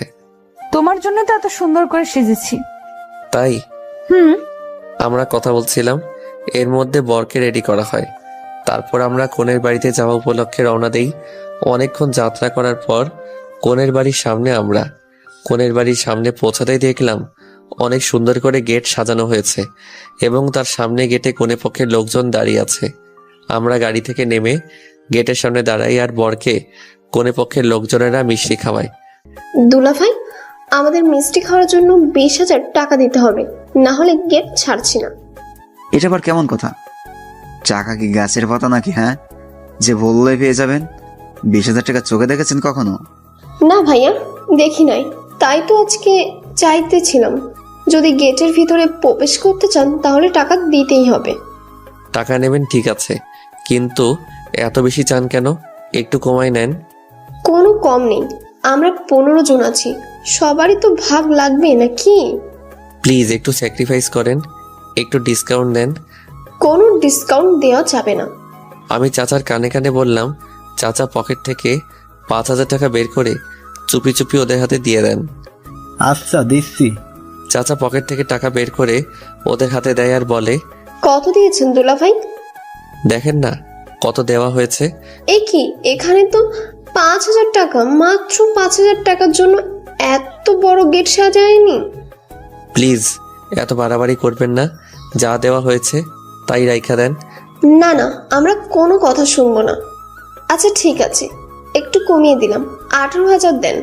পাগল হয়েছেন নাকি আপনারা? আমরা কিছু জানি না, টাকা পেলে তবে গেট ছাড়বো, তাছাড়া গেট ছাড়ছি না। অনেকক্ষণ ধরে তর্কাতর্কি করতে করতে শেষ পর্যন্ত 9,000 টাকা ম্যানেজ করে ফেললাম। উফ, কি ডাকাত রে ভাই, শুধু গেট ধরেই 9,000 টাকা নিয়ে নিল। গেট দিয়ে ভেতরে প্রবেশ করে আমরা বসে আছি। একটু পর বিয়ে পড়ানো কাজ শুরু হলো। আলহামদুলিল্লাহ, দেখতে দেখতে বিয়েটা সম্পূর্ণ হয়ে গেল। বিয়ে শেষে খাওয়া দাওয়ার পর্ব শুরু। কনে পক্ষ দেখছি খাওয়া দাওয়ার বিশাল আয়োজন করেছে, অনেক রকম আইটেম করা হয়েছে। সবাই অনেক মজা করে খাওয়া দাওয়া করা হলো। খাওয়া দাওয়া শেষে বোর কনেকে নিয়ে বাড়িতে ফিরি। সারাদিন অনেক ধকল গেছে, তাই বাসায় ফিরেই বোর কনেকে তাদের বাসর ঘরে ঢুকিয়ে আমরা সবাই যে যার রুমে গিয়ে শুয়ে পড়ি। আমি রুমে গিয়ে শুয়ে আছি, কিন্তু ঘুম ধরছে না। কিছুক্ষণ চুপচাপ শুয়ে থাকার পরও ঘুম ধরছিল না। না পেরে জান্নাতকে ফোন করে ছাদে আসতে বললাম। দুজনে ছাদে গিয়ে বসে আছি। আজ তো চাচার বাসর রাত। তো এই বাসরাত নিয়ে মানুষের কত পরিকল্পনা থাকে, তার কোনো শেষ নেই। থাকবেই তো, রাতে দুজন দুজনকে খুব ভালোভাবে জেনে নেয়, বুঝে নেয়, ভালোবাসা আদান প্রদান করে। আমাদের এমন হবে তাই না? যা দুষ্টু। ওই কিছু ভালো লাগছে না, একটা পাপ্পি দাও না। খুব লোভ ধরেছে তাই না? একটুখানি দাও না জান। দিন দিন তোমার চাহিদা কিন্তু বেড়েই যাচ্ছে। কি দেবে না তো? না, দেব না। ওকে, তাই বলে ছাদ থেকে নেমে আসতে ধরলাম। এমন সময় জান্নাত আমার হাত টেনে বুকের মধ্যে জড়িয়ে ধরে আমার ঠোঁটে ঠোঁট লাগিয়ে ভালোবাসার ছোঁয়া এঁকে দিল। ঠিক 5 মিনিট পর ছেড়ে দেয়। উফ, আর একটু হলেই তো মরে যেতাম। নিঃশ্বাসটা থেমে এসেছিল। কি আর লাগবে? না জান, আজকে আর চাই না। আচ্ছা ঠিক আছে, এখন চুপচাপ রুমে গিয়ে ঘুমিয়ে পড়বে। আচ্ছা জান। তারপর সোজা রুমে গিয়ে ঘুমিয়ে পড়ি। পরের দিন ঘুম থেকে উঠে সবাই বর কনের দিকে চেয়ে আছে। সবাই খুব হাসাহাসি করছে আর বলছে, রাত কেমন কাটলো? উফ ভাবি, তুমি না এইসব নিয়ে কেউ জিজ্ঞাসা করে? আয় হায়, আমার দেবত্বের লজ্জায় লাল হয়ে গেছে। চাচা কোনো কথা বলতে পারছে না, লজ্জায় লাল হয়ে গেছে। আর চাচির তো কোনো কথাই নেই। অনেকক্ষণ মজা করার পর বর কনেকে সকালের নাস্তা করানো হয়। তারপর আমরা সবাই নাস্তা করি। নাস্তা করে কাজে লেগে পড়ি, কারণ বিকেলবেলা কোনে পক্ষ থেকে আমাদের বাড়িতে আসবে। খাওয়া দাওয়া সব ব্যবস্থা করতে হবে। ইব্রাহিমকে বাবুরকে আনতে পাঠিয়ে দেই। বাবুর্চিরা রান্নার কাজে লেগে পড়ে। আমিও রান্নার কাজে লেগে পড়ি। দুপুরের মধ্যে সব রান্না শেষ করে ফেলি। আমাদের রান্না শেষ হতে হতেই মেয়ে পক্ষ বাড়িতে চলে আসে। এরপর খাওয়া দাওয়ার পর্ব শুরু করে দেই। সবার আগে সকল মেয়ে পক্ষকে খাওয়াই, তারপর এলাকার লোকজনকে খাওয়াই। সবাইকে খাওয়ানো শেষে রাতে কোনে পক্ষের লোকজন বর কনেকে তাদের বাড়িতে নিয়ে যায়। বর কনেকে কোনে পক্ষের সাথে পাঠিয়ে বাড়িতে সবকিছু গুছিয়ে নিয়ে সবাই রেস্ট নিতে যে যার রুমে চলে যায়। সারাদিন কাজ করার পর শরীরটা খুব ক্লান্ত লাগছে, তাই রেস্ট নেওয়ার জন্য রুমে চলে যাই। বিছানায় শুয়ে আছি আর কি যেন ভাবছি। হঠাৎ কখন ঘুমিয়ে পড়েছি নিজেও জানি না। সকালবেলা জান্নাতের ডাকে ঘুম ভাঙে। এই যে মহারাজ, এখনো ঘুম থেকে ওঠোনি? কি, কয়টা বাজে? 9টা বাজে, আর আপনি পড়ে পড়ে ঘুমাচ্ছেন? কি বলো, কখন এত বেলা হয়ে গেল? আপনি তো পড়ে পড়ে ঘুমাচ্ছিলেন, কিভাবে জানবেন? তাই তো। আচ্ছা তুমি যাও, আমি ফ্রেশ হয়ে আসছি। ওকে। তারপর জান্নাত রুম থেকে চলে যায় আর আমি ফ্রেশ হয়ে নাস্তার টেবিলে চলে যাই। নাস্তার টেবিলে বসে জান্নাত আর আমার চোখে চোখে কথা হচ্ছিল। এমন সময় খেয়াল করলাম ইব্রাহিম আমার দিকে তাকিয়ে আছে। আমি আর কিছু করলাম না, চুপচাপ নাস্তা করে রুমে চলে আসলাম। অনেকক্ষণ ধরে রুমে বসে আছি, কিছু ভালো লাগছে না, তাই ছাদে চলে গেলাম। ছাদে গিয়ে দাঁড়িয়ে আছি। কিছুক্ষণ পরে অনুভব করলাম কেউ একজন পেছন থেকে আমাকে জড়িয়ে ধরলো। আমি পিছনে তাকিয়ে দেখি জান্নাত। কি ব্যাপার, তুমি কখন আসলে? দেখলাম তুমি ছাদে আসছো, তাই পেছনে পেছনে চলে আসলাম। তো পিছন থেকে এইভাবে জড়িয়ে ধরলে কেন? কেন, ভালো লাগছে না বুঝি? ভালো লাগবে না কেন? এই দিনের বেলা তুমি আমাকে জড়িয়ে ধরে আছো, কেউ যদি দেখে তাহলে সমস্যা হবে তো। কেউ দেখলে দেখো, আমার বইয়ে গেছে তাতে। পাগলামি করো না, একটু বোঝার চেষ্টা করো। তুমি চুপ থাকবে? দেখো জান্নাত, একটু বোঝার চেষ্টা করো। এখন আমরা ছাদে আছি, যদি কেউ দেখে ফেলে তাহলে অনেক বড় সমস্যা হয়ে যাবে। তুমি চাও না তো আমি তোমাকে এইভাবে জড়িয়ে ধরে থাকি? আচ্ছা ঠিক আছে, থাকো তুমি তোমার মতো, আমি গেলাম। এটা বলে জান্নাত যখন পেছনে ফিরে ছাদ থেকে নেমে যেতে চাইলো, পিছনে ফিরে জান্নাত চমকে গেল। আমি পিছনে তাকাতেই দেখি ইব্রাহিম দাঁড়িয়ে আছে। ইব্রাহিম, তুই এখানে কখন আসলি? কোনো ডিস্টার্ব করলাম বুঝি? দোস্ত, এসব কি বলিস? জান্নাত, তুই নিচে যা। ভাইয়া, তুই হৃদয়কে কিছু বলবি না? তোকে নিচে যেতে বলেছি, তুই নিচে যা। জান্নাত ইব্রাহিমের ধমকে নিচে চলে যায়। এদিকে ইব্রাহিম আর আমি ছাদে রয়ে গেলাম। ইব্রাহিম আমাকে বলছে, আমি প্রথম থেকে যা সন্দেহ করেছিলাম তাই সত্য হলো। দোস্ত আমার কথা শোন। তুই আর কিছু বলিস না, তোকে আমি আমার বেস্ট ফ্রেন্ড ভাবতাম আর তুই আমার সাথে এমনটা করলি। দোস্ত শোন, জান্নাতের সাথে আমার অনেক আগে থেকে পরিচয়। আমাদের প্রথম ফেসবুকে আলাপ হয়, তারপর আস্তে আস্তে কথা বলতে বলতে আমাদের মধ্যে একটা সম্পর্ক গড়ে ওঠে। বিশ্বাস কর, আমি একদমই জানতাম না যে জান্নাত তোর বোন। আমি তো জান্নাতকে কখনো দেখছিলাম না, জান্নাতকে আমি না দেখেই ভালোবেসেছিলাম। তোর সাথে এখানে আসার পরে আমি জানতে পারিনি যে তোর বোন মিম আমার জান্নাত। আমি তো পরশুদিন জানতে পারলাম যে এটা আমার সেই জান্নাত যাকে আমি ভালোবাসি। দেখ হৃদয়, তুই আমার বেস্ট ফ্রেন্ড, আমার ছোট বোন মানে তোর ছোট বোন। আর আমি আমার বোনকে অনেক ভালোবাসি আর তোকে অনেক ভালোবাসি। আমি কোন কারণে আমাদের বন্ধুত্বটা নষ্ট করতে চাই না। আমি কি বোঝাতে চেয়েছি তুই বুঝতে পারছিস? দোস্ত, আমি জান্নাতকে অনেক ভালোবাসি রে। আমি ওকে ছাড়া থাকতে পারবো না কিছুতেই। কিছুই করার নাই, প্লিজ তুই জান্নাতকে ভুলে যা। কিভাবে ভুলে যাব তুই বল? আমি কিভাবে বলবো? আমি শুধু এতটুকুই বলবো, তুই মিমকে ভুলে যা। আচ্ছা, কাকে ভুলে যাব তুই বল? যাকে আমি না দেখে ভালোবেসেছি তাকে? যাকে আমি নিজের থেকেও বেশি ভালোবাসি তাকে? যে আমাকে দ্বিতীয়বারের মতো জীবন দান করলো তাকে? যে আমাকে বিশ্বাস করে আমার সাথে সারা জীবন কাটানোর প্রতিজ্ঞা করেছে তাকে? তুই বল, আমি কিভাবে ভুলে যাব? শোন হৃদয়, তোকে সবকিছু ভুলে জান্নাতকে ভুলে যেতে হবে। আমি আমার জীবনকে কষ্ট দিতে পারবো না, আর আমি কখনোই আমাদের বন্ধুত্বটা নষ্ট করতে চাচ্ছি না। প্লিজ, তোকে আমার বন্ধুত্বের কসম। তুই এটা কি করলি? তুই কেন করলি এটা? আমি জান্নাতকে কিভাবে ভুলে যাব? খুব জোরে কান্না করছি আর বলছি। আমার চোখের জলগুলো টপ টপ করে ইব্রাহিমের পায়ে পড়ছে।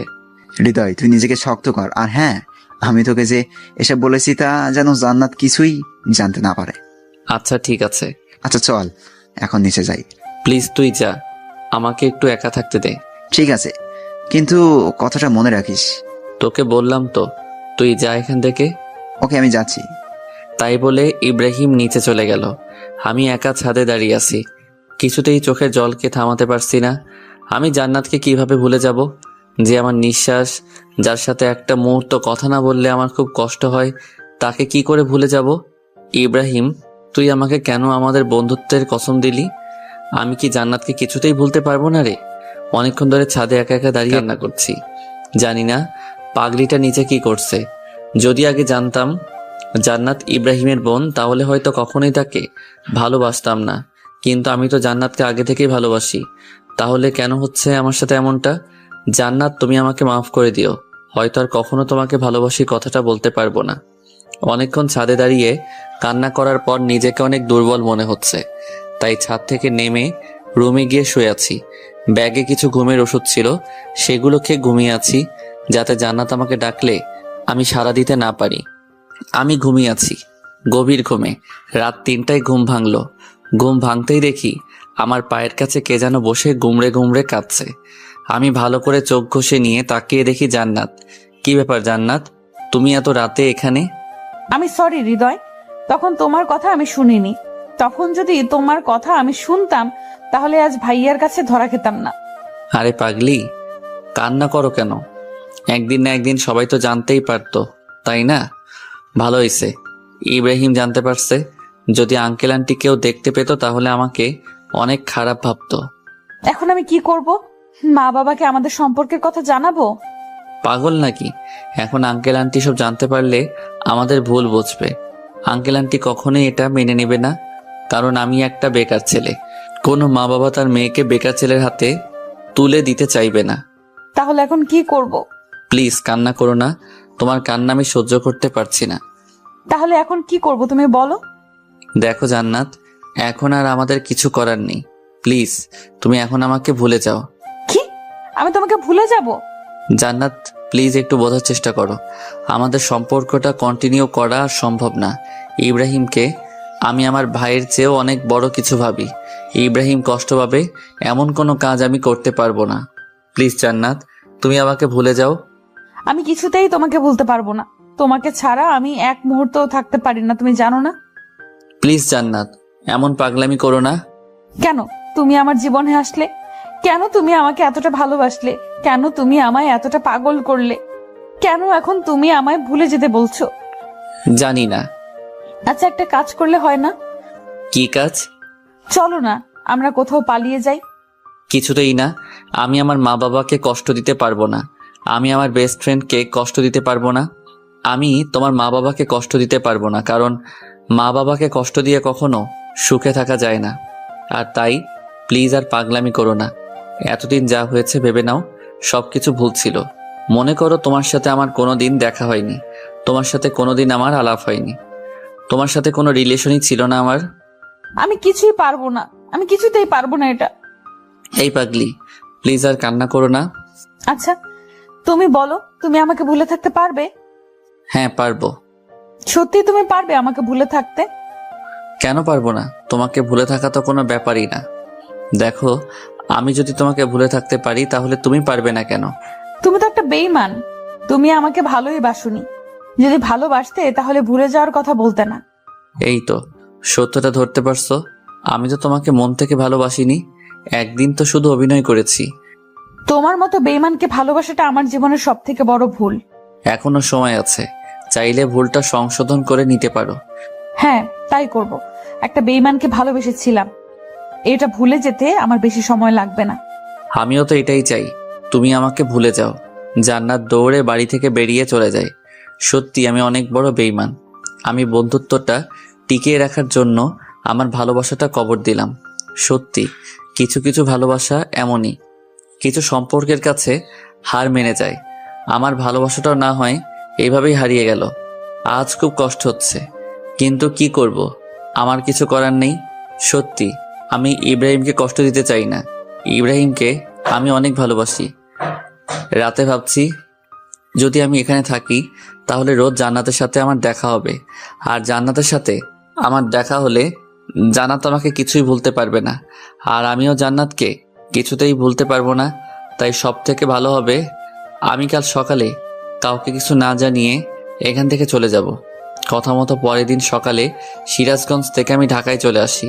কিন্তু ঢাকায় আসার আগে আমি রাত্রে একটা চিঠি লিখি, আর চিঠিটা গোপনে জান্নাতের টেবিলের উপর রেখে আসি।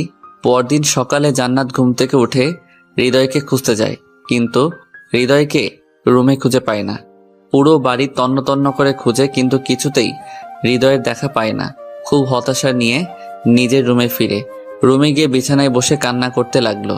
হঠাৎ এমন সময় টেবিলের উপর চোখ পড়ল। জান্নাত দেখতে পেল টেবিলের উপর একটা চিঠি পড়ে আছে।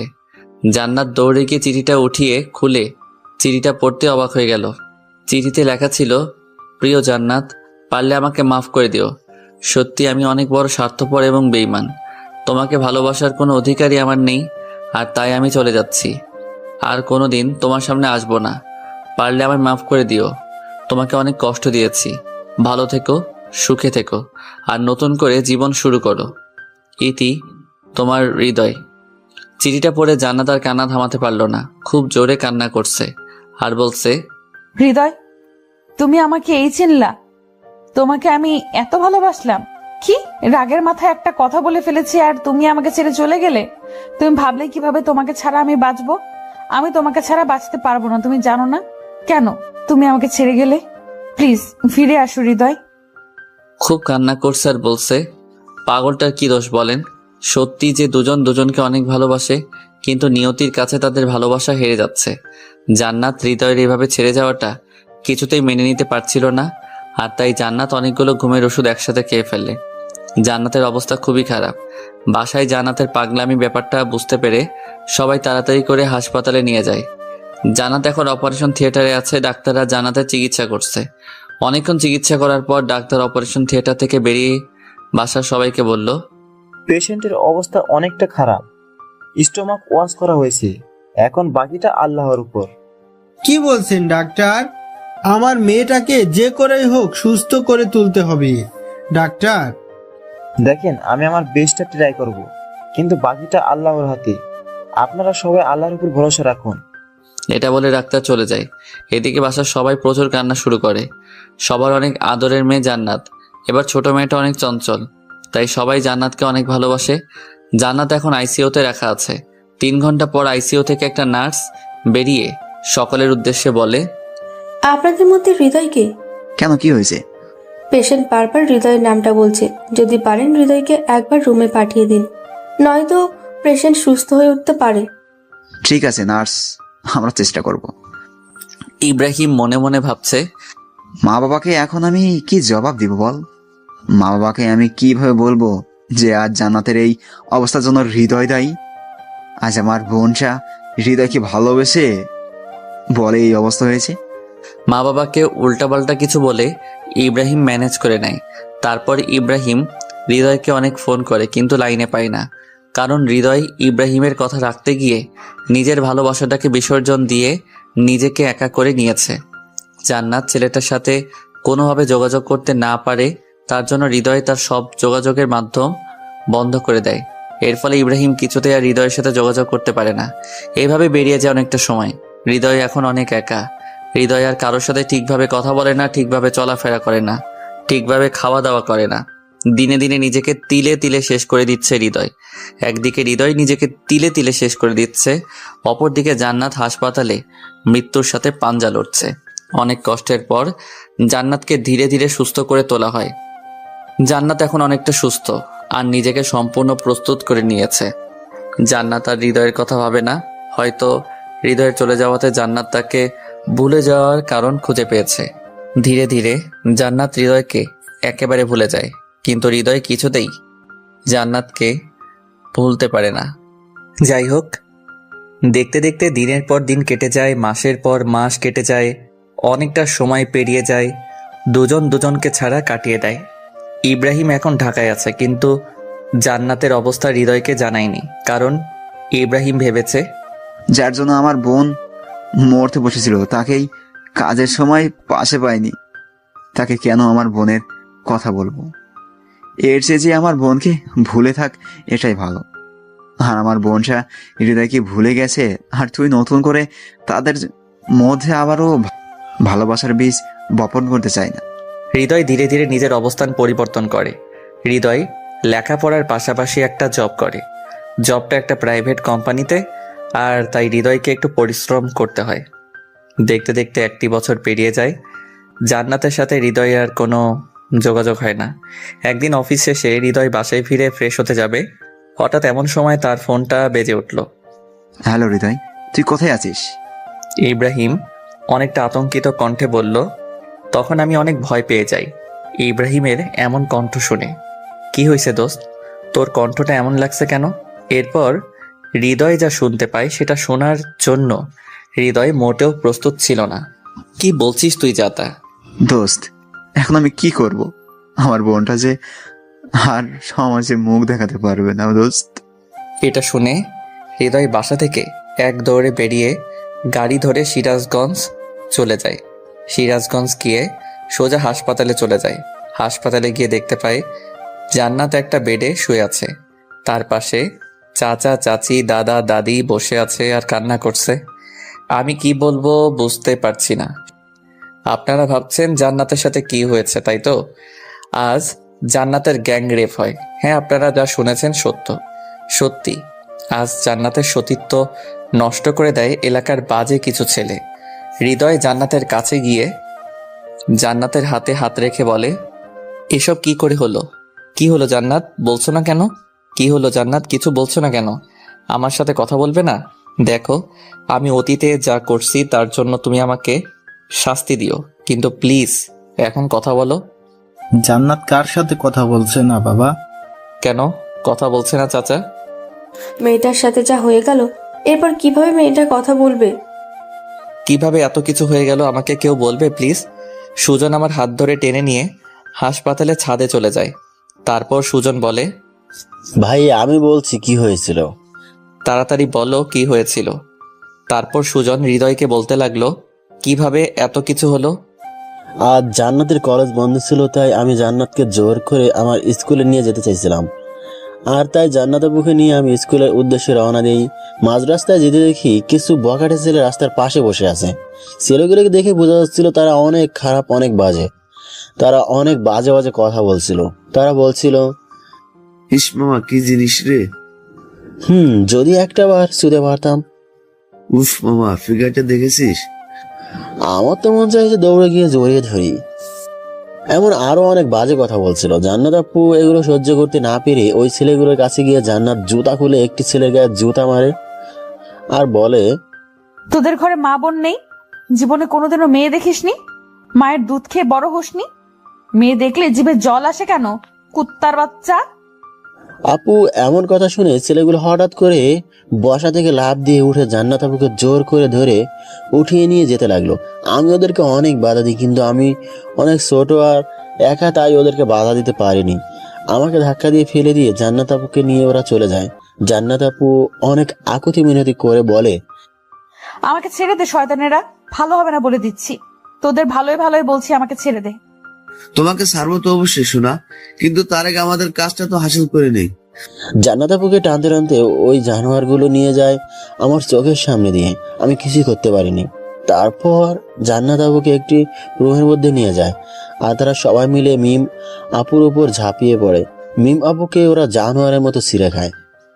কথাগুলো বলতে বলতে সুজনের চোখ দিয়ে জল গড়িয়ে পড়ছিল। টপ টপ করে কথাগুলো শুনে আমার শরীরের লোমগুলো খাড়া হয়ে গেল। আমি নিজেকে কন্ট্রোল করতে পারছি না। চোখ দিয়ে অঝরে পানি ঝরছে। আমি ছাদ থেকে নেমে জান্নাতের কাছে গেলাম। নিচে এসে দেখি আঙ্কেল আন্টি ইব্রাহিম সবাই চলে এসেছে। সবাইকে একটু সাইড করে আমি জান্নাতের পাশে গিয়ে বসে জান্নাতের 2 হাত ধরলাম আর বললাম, সত্যি তোমার সাথে অনেক খারাপ হয়েছে। আমি কোনোদিন ভাবতেও পারিনি তোমার সাথে এমন কিছু হবে। প্লিজ নিজেকে ছোট করে দেখো না। তুমি সুস্থ হয়ে ওঠো তাড়াতাড়ি, ওই জানোয়ারদের শাস্তির ব্যবস্থা করব। ওরা অনেক খারাপ, ওদের সাথে আমরা পেরে উঠবো না। চাচা কোনো চিন্তা করবেন না, আমি আছি। আমি সবকিছু দেখে নেব। তুমি ওদের সম্পর্কে কিছু জানো না। এইসব জানোয়ারদের সম্পর্কে আমি কিছু জানতেও চাই না। আমি আইনের সাহায্য নিয়ে ওদের শাস্তির ব্যবস্থা করব। কিন্তু পুলিশ? কোনো কিন্তু না চাচা, আমি সবকিছু দেখে নেব। ইব্রাহিম তুই আমার সাথে চল।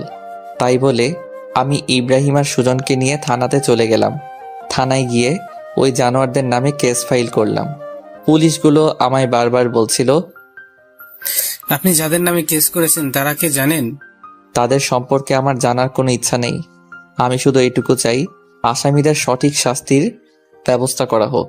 এখন তো এসব কথা বলতেছেন, কিন্তু আবার একটু পর এসে মতলব বদলাবেন না তো? দেখেন দারোগা সাহেব, আমি যা করি ভেবে চিন্তে করি, আর আমি আমার কথা থেকে একটু নড়চড় হব না। আদালতে ঠিক প্রমাণ পেশ করতে পারবেন তো? অবশ্যই পারবো। আচ্ছা, তাহলে আমরা কেসটা নিচ্ছি। ঠিক আছে দারোগা সাহেব। আর হ্যাঁ, যত তাড়াতাড়ি সম্ভব আপনি আসামিদের গ্রেফতার করবেন। ঠিক আছে, আপনারা এখন আসুন। ওকে দারোগা সাহেব। তারপর থানা থেকে চলে আসি। হাসপাতালে আসতে সবাই আমাকে ধরে বলে, এমনি মেয়েটার এই অবস্থা, সবার সামনে মাথা উঁচু করে বাঁচতে পারে না, আবার তুমি যা শুরু করলে হৃদয়। দেখেন আঙ্কেল, আমি যা করছি একদম ঠিক করছি। আচ্ছা, এখানে জান্নাতের দোষটা কোথায় আমাকে বলবেন? জান্নাত কি নিজের ইচ্ছায় ধর্ষিত হয়েছে? কি ব্যাপার, চুপ করে আছেন কেন? জবাব দিন। আমাদের সমাজে সব থেকে বড় সমস্যা কি জানেন? আমাদের সমাজে যে মেয়েগুলো ধর্ষিত হয়, আমরা তাদেরকে ছোট করে দেখি, আমরা তাদেরকে খারাপ বলি। আর যে জানোয়ারগুলো মেয়েদের সাথে এমন খারাপ কাজ করে তাদেরকে বাহবা দিই। যেখানে আমাদের মেয়েটিকে মেন্টালি সাপোর্ট দেওয়ার কথা, সেখানে আমরা মেয়েটিকে ছোট করে দেখি, মেয়েটিকে আমরা অপমান করি। আমরা ধর্ষিত মেয়েদের সমাজের বোঝা মনে করি। আচ্ছা, মেয়েরা কি ইচ্ছা করে ধর্ষিত হয়?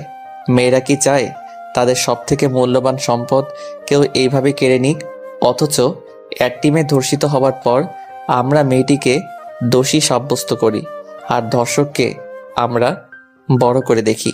যদি আমরা একটি ধর্ষককে সঠিক বিচারের আওতায় নিয়ে আসতে পারতাম, তাহলে আজ ধর্ষণ তো দূরের কথা, আমাদের সমাজে কোনো ছেলে মেয়েদের দিকে চোখ তুলে তাকাতে পারতো না। কিন্তু আমাদের দেশে কি আমরা তাই করি? মোটেও করিনি। বরং উল্টো, আমি মেয়েদেরকে এমন এমন কথা শোনাই যার কারণে মেয়েরা তাদের অনিচ্ছা সত্ত্বেও আত্মহত্যা করতে বাধ্য হয়, শুধু আমাদের সমাজের মানুষদের জন্য। আমার কথাগুলো শুনে সবাই মাথা নিচু করে দাঁড়িয়ে, আচ্ছা আপনারাই বলুন, আমাদের সমাজে যে মেয়েগুলো ধর্ষিত হয় তারা কি নিজ ইচ্ছায় ধর্ষিত হয়? তাহলে আমাদের সমাজে কেন ধর্ষিতা মেয়েদের পাশে দাঁড়ানো হয় না? কেন ধর্ষকদের শাস্তি দেওয়া হয় না? আজ এই দেশে একটি ধর্ষকের সবার সামনে শাস্তি দেওয়া হোক, দেখবেন এই দেশে আর দ্বিতীয়বারের মতো কোনো ধর্ষণের কথা আপনি শুনবেন না। সবাইকে অনেক বুঝিয়ে সবাইকে জানাতে পাশে দাঁড়ানোর জন্য আহ্বান করি। এখন সবাই মিলে জান্নাতের পাশে দাঁড়িয়ে আছি, শুধু ধর্ষকদের শাস্তি প্রদানের জন্য। কিছুক্ষণ পর কিছু গুন্ডা টাইপের ছেলে পেলে আমাদের কাছে এসে ছুরি, রামদা, পিস্তল এসব দেখে ভয় দেখাচ্ছে আর বলছে, যদি তোরা ভালো চাস আর তোদের মেয়েকে সুস্থ দেখতে চাস, তাহলে কেসটা উঠিয়ে নে, না হলে খুব খারাপ হয়ে যাবে। তোরা কি করতে পারিস আমি দেখে নিব। আমি আমার যথেষ্ট চেষ্টা করে তোদের শাস্তির ব্যবস্থা আমি করব। তোর সাহস তো কম না, তুই আমাদের বিরুদ্ধে মামলা করেছিস, আবার আমাদের মুখের উপর কথা বলিস। তোদের মতো কুত্তার সাথে কথা বলতে আমার বয়েই গেছে। তোদের মতো কুত্তার দিকে তাকাতেই আমার ঘৃণা লাগে। কি বললি মাদার? এটা বলে একজন হৃদয়ের পেটে ছুরি ঢুকিয়ে দেয়। হাসপাতালে মেঝে হৃদয়ের রক্ত দিয়ে মেখে একাকার হয়ে গেল। হৃদয়ের অবস্থা অনেক খারাপ। হৃদয় মাটিতে লুটিয়ে পড়ল। সবাই এমন দৃশ্য দেখে ভয়ে আতঙ্কিত হয়ে কাঁপতে শুরু করলো। তারপর ওই বখাটেগুলো বলল, যদি কেসটা না উঠিয়ে নিস তাহলে একে একে সবাই মারা পড়বি, কথাটা খুব ভালো করে মাথায় ঢুকিয়ে নে। এটা বলে সবাই চলে গেল। সবাই হৃদয়কে ধরাধরি করে আইসিইউতে নিয়ে যায়। ডাক্তার তাড়াতাড়ি এসে চিকিৎসা শুরু করে দেয়। হৃদয়ের অবস্থা অনেক সিরিয়াস। একদিকে জান্নাতের অবস্থা খারাপ, অপরদিকে হৃদয়ের সিরিয়াস অবস্থা। কি করবে সবাই ভেবে পাচ্ছে না। এমন সময় ইব্রাহিমের বাবা বলল, এসব বকাটে ছেলেপেলেদের সাথে লাগা আমার মোটেও ঠিক হয়নি। ইব্রাহিম, তুই থানায় গিয়ে কেসটা উঠিয়ে নিয়ে আয়। ইব্রাহিম কি করবে বুঝতে পারছে না, তাই আঙ্কেলের কথা শুনে ইব্রাহিম থানায় গিয়ে কেসটা উঠিয়ে নিয়ে আসে। হৃদয়ের অপারেশন শেষ, কিন্তু এখনো জ্ঞান ফেরেনি। অনেক রক্ত ঝরেছে, তাই অবস্থা অনেকটাই খারাপ। হৃদয়ের মা বাবাকে হৃদয়ের এমন অবস্থা জানানো হয়নি, কারণ হৃদয়ের মা বাবা এসব জানতে পারলে অবস্থা আরো খারাপ হয়ে যাবে। সবাই অনেক চিন্তায় আছে। ডাক্তার সবাইকে বলল, দেখেন রোগীর অবস্থা অনেক খারাপ, কখন কি হয়ে যাবে কিছু বলা যাবে না। রোগী জ্ঞান না ফেরা পর্যন্ত আমরা কিছু করতে পারবো না। এটা কি বলছেন ডাক্তার? হৃদয়কে যে করে হোক সুস্থ করে তুলতে হবে। সরি, আমরা আমাদের যথাসাধ্য চেষ্টা করেছি। সবার মাথায় হাত। হৃদয়ের মা বাবাকে না জানিয়ে আর থাকতে পারছে না কেউ। ইব্রাহিমের বাবা হৃদয়ের বাবাকে ফোন করে সবকিছু খুলে বলে আর তাদেরকে যত তাড়াতাড়ি সম্ভব সিরাজগঞ্জ চলে আসতে বলে। হৃদয়ের মা বাবা সময় নষ্ট না করে তাড়াতাড়ি করে সিরাজগঞ্জ চলে আসে। তারা এসে দেখতে পায়নি হৃদয় আইসিইউতে একটা জীবন্ত লাশ হয়ে শুয়ে আছে। হৃদয়ের মা অনেক কান্না করছে। হৃদয়ের বাবা সবাইকে বলছে, আমার ছেলের এত বড় ক্ষতি কে করলো? যে ছেলেগুলো জান্নাতকে ধর্ষণ করেছে তারাই। দাঁড়াও, তাড়াতাড়ি ব্যবস্থা আমি করছি। তাই বলে হৃদয়ের বাবা কাকে যেন একটু ফোন করলো। হ্যালো সবুজ ভাই, আমার অনেক বড় একটা সমস্যা হয়ে গেছে। কিছু গুন্ডা আমার ছেলের অবস্থা অনেক খারাপ করেছে। আমার ছেলেকে হত্যা করার চেষ্টা করেছে। এখন আমার ছেলে আইসিইউতে ভর্তি আছে। ওপাশ থেকে কি যেন বলল। তারপর হৃদয়ের বাবা বলল, আচ্ছা, আপনি যত তাড়াতাড়ি সম্ভব সিরাজগঞ্জে চলে আসেন, আমি এর শেষ দেখতে চাই। তাই বলে ফোনটা কেটে দেয়। আপনাদেরকে হৃদয়ের বাবা সম্পর্কে তো কিছুই বলিনি। এখন হৃদয়ের বাবার সম্পর্কে জেনে নিন। হৃদয়ের বাবা একজন বিজনেসম্যান। ব্যবসার কাজে অনেক বড় বড় লোকজনের সাথে উঠা বসা করে। সমাজের সকল লোকের সাথেই তার ভালো সম্পর্ক। এখন যাকে ফোন করলো সে হচ্ছে ঢাকার একটি গ্যাং লিডার। হৃদয়ের বাবার বিভিন্ন কাজের জন্য সবার সাথে সম্পর্ক রাখতে হয়, তাই এই লোকটির সাথে ওর সম্পর্ক আছে। কয়েক ঘন্টা পর ওই লোকগুলোর সিরাজগঞ্জ এসে পৌঁছায়। তারপর লোকজনদের বকাটে ছেলে পেলে ডিটেলস বলা হয়। তারপর লোকগুলো সেই বকাটে ছেলে পেলে উদ্দেশ্যে রওনা দেয়। অনেকক্ষণ পর ওই লোকগুলো রাত 8টার দিকে সবার মাঝে ফিরে আসে আর বলে, শহীদুল সাহেব, আমাদের কাজ শেষ। কাল সকালে সবাই সব দেখতে পারবে। আমাদের কাজটা শেষ। আমরা তাহলে আসি। এবার দেখা হবে। ভালো থাকবেন, আর আশা করি আপনার ছেলে খুব তাড়াতাড়ি সুস্থ হয়ে উঠবে। ঠিক আছে সবুজ ভাই, আপনাকে অসংখ্য ধন্যবাদ। তারপর লোকগুলো চলে যায়। সবাই শুধু ভাবছে কাল সকালে তাদের জন্য কি অপেক্ষা করছে, কারণ তারা কেউ জানে না বখাটেদের সাথে কি হয়েছে। দেখতে দেখতে সকাল হয়ে গেল। টিভিতে নিউজ হচ্ছে সিরাজগঞ্জ কিছু বখাটে ছেলেদের লাশ পাওয়া গেছে। তাদের লাশগুলো উলঙ্গ অবস্থায়, সবার লিঙ্গ কাটা অবস্থায় একটা গাছে উল্টা করে ঝুলানো ছিল। কে বা কারা এমন ঘটনা ঘটিয়েছে এখন কিছু বলা যাচ্ছে না। শোনা যাচ্ছে এই বখাটেগুলো কাল একটি মেয়েকে ধর্ষণ করে। তারপর তাদের নামে থানায় মামলা করা হলে তারা মামলাকারীর ওপর ঝাঁপিয়ে পড়ে এবং তাকে ধারালো অস্ত্র দিয়ে আহত করে। এখন সে হাসপাতালে আইসিইউতে ভর্তি আছে। সবাই এমন খবর দেখে অনেক হতভম্ব। কাল রাতে যে এত কিছু হয়ে গেছে তারা সবাই ভাবতেও পারিনি। সত্যি ধর্ষকদের শাস্তি এমনই হওয়া উচিত, যাতে করে কেউ দ্বিতীয়বার আর কোনো মেয়ের দিকে চোখ তুলে তাকাতে না পারে। পরের দিন বিকাল 4টায় হৃদয়ের জ্ঞান ফেরে। জ্ঞান ফিরতে সবাই হৃদয়ের কাছে ভিড় জমায়। সবাই অনেক খুশি, কারণ হৃদয়ের জ্ঞান ফিরেছে।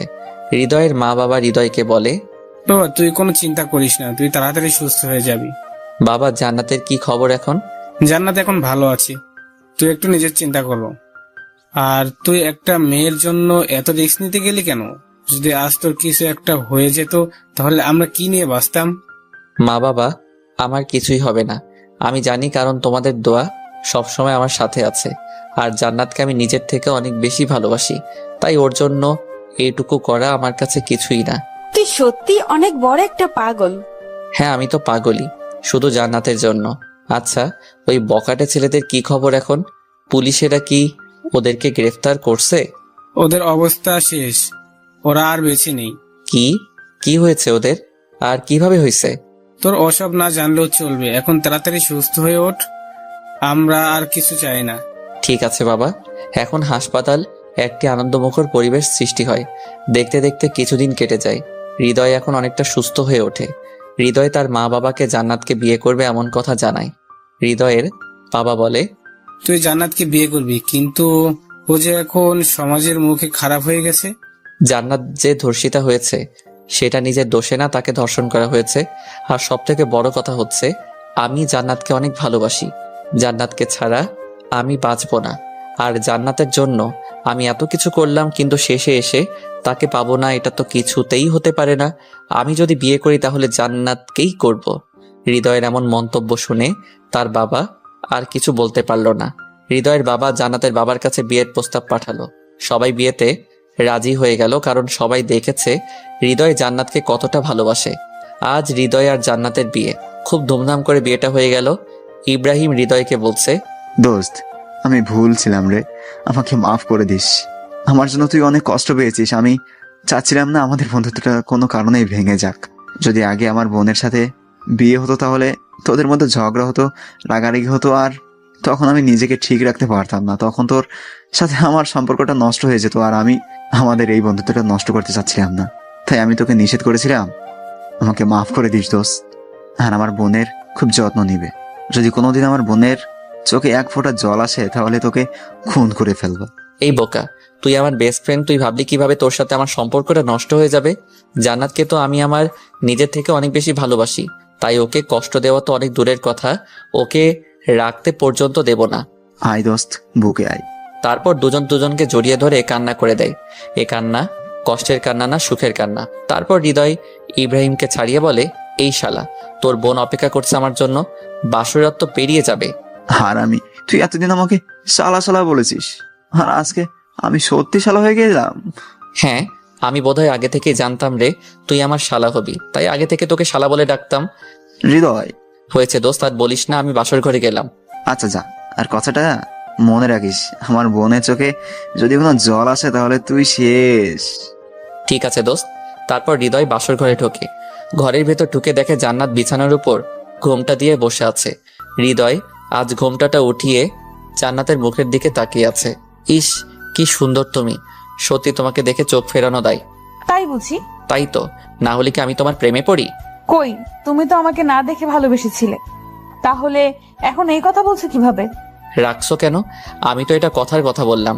সত্যি আমার বউটাকে একদম পরীর মতো দেখতে লাগছে। জানি সেটা, এখন নতুন কিছু বলো। নতুন করে কি আর বলবো, শুধু একটা কথা জেনে রাখো, আজ থেকে ম্যাচ শুরু। আমি একেবারে ক্রিকেট টিম বানিয়ে তারপর থামবো। কি, তুমি কি আমাকে মেরে ফেলবে? কি বলো জান, তোমাকে মেরে ফেলবো কেন? তাহলে ক্রিকেট টিম বানাতে চাইছো, আমার কষ্ট হবে না? আজ সেসব পরে দেখা যাবে, এখন আজকের ম্যাচটা শুরু করি। যা দুষ্টু। আয় হায়, আমার লজ্জাবতী লতা। তাই বলে জান্নাতকে ধরে ওর ঠোঁটে আমার ঠোঁট লাগিয়ে দেই।